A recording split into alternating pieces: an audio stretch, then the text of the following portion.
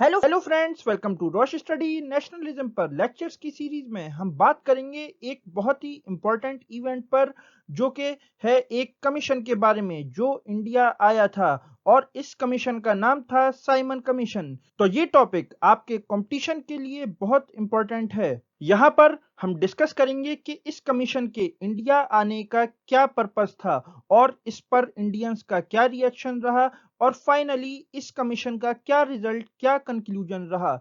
So stay with us because there is a lot to know, a lot to discuss. But before we begin, अब आप Roche study के साथ घर बैठे तैयारी कर सकते हैं वेरियस टेस्ट, कॉम्पिटिशन्स और एग्जाम्स के। हमारे लेक्चर्स का पीडीएफ डाउनलोड करने के लिए टेलीग्राम चैनल रॉश स्टडी को सब्सक्राइब करें और हमको फॉलो करें on Instagram and Facebook.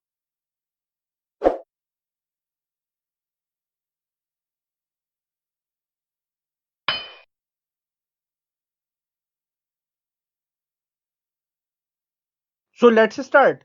Simon commission को अपॉइंट किया था यूनाइटेड किंगडम के प्राइम मिनिस्टर स्टैनली बेल्डविन ने, और ये कमीशन हेड कर रहे थे सर जॉन साइमन, इसीलिए इसको साइमन कमीशन बोला जाता है। ये कमीशन एक डेलीगेशन था ऑफ 7 ब्रिटिश एमपीज जो कि इंडिया में आया इन 1928। कॉम्पिटिशन्स में अक्सर साइमन कमीशन के अराइवल का ईयर पूछ लिया जाता है, तो आप इस ईयर को याद रखना।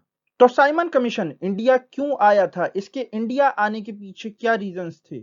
फर्स्ट वर्ल्ड वॉर के खत्म हो जाने के बाद इन 1918 ब्रिटिशर्स ने उसके कुछ महीने बाद इन 1919 इंट्रोड्यूस किया government of India act. Government of India act of 1919 basically provide करता था प्रोविजंस, यहां पर जिसके अकॉर्डिंग सेंटर का कंट्रोल ढीला पड़ जाता ऑन प्रोविंसेस एंड स्टेट्स। और government of India act of 1919 लाने की ब्रिटिशर्स को जरूरत क्या पड़ी। तो बेसिकली ब्रिटिशर्स ने इंडियंस से प्रॉमिस किया था कि अगर आप हमको फर्स्ट वर्ल्ड वॉर में हेल्प करोगे तो हम आपको देंगे स्वराज। तो यहाँ पर स्वराज के नाम पर उन्होंने दिया government of India act of 1919, जहां पर के जिसके प्रोविजंस इंडिया को कमजोर कर रहे थे अंदर से, और ये बेसिकली एक धोखा था विद इंडियंस। तो साइमन कमीशन को यहां पर अपॉइंट किया गया था गवर्नमेंट ऑफ इंडिया एक्ट 1919 को रिव्यू करने के लिए और इस पर अपनी रिकमेंडेशंस देने के लिए।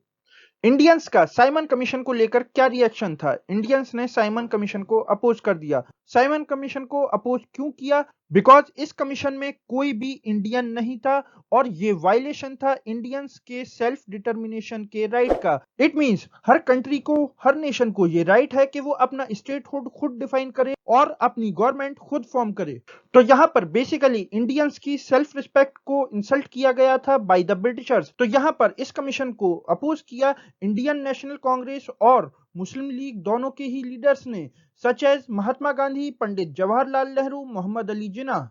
फिर जब 3 फरवरी 1928 को साइमन कमीशन पहुंचा एट बॉम्बे फ्रॉम इंग्लैंड, यहां पर इंडियंस ने इसका खूब जोरदार तरीके से प्रोटेस्ट किया और स्लोगन्स भी रेज किए, साइमन गो बैक, जो कि आप देख सकते हैं अपने स्क्रीन पर प्रेजेंट इस पिक्चर में। तो इस प्रोटेस्ट के रिस्पांस में ब्रिटिशर्स ने लाठीचार्ज कर दिया और उस लाठीचार्ज में लाला लाजपत राय, जो कि एक्सट्रीमिस्ट कांग्रेस लीडर थे, वो यहाँ पर बुरी तरीके से घायल हुए और जिसके चलते उनकी बाद में डेथ हुई। और GB Pant, full form Govind Ballabh Pant, जो कि बाद में यूपी के फर्स्ट चीफ मिनिस्टर बने, वो भी यहाँ पर काफी बुरी तरीके से घायल हुए और वो डिजेबल हो गए फॉर होल लाइफ।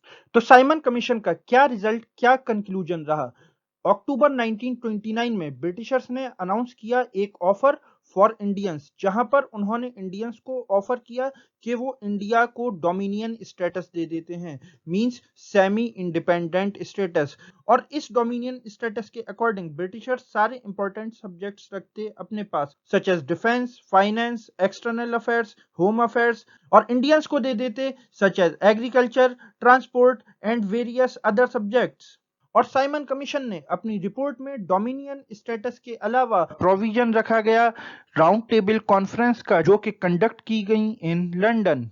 और इस साइमन कमीशन रिपोर्ट और राउंड टेबल कॉन्फ्रेंस के रिजल्ट में ब्रिटिशर्स ने इंट्रोड्यूस किया government of India act of 1935, जो कि एक मॉडिफाइड वर्जन था of government of India act of 1919।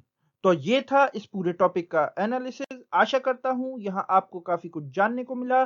Thanks for listening. Okay, bye.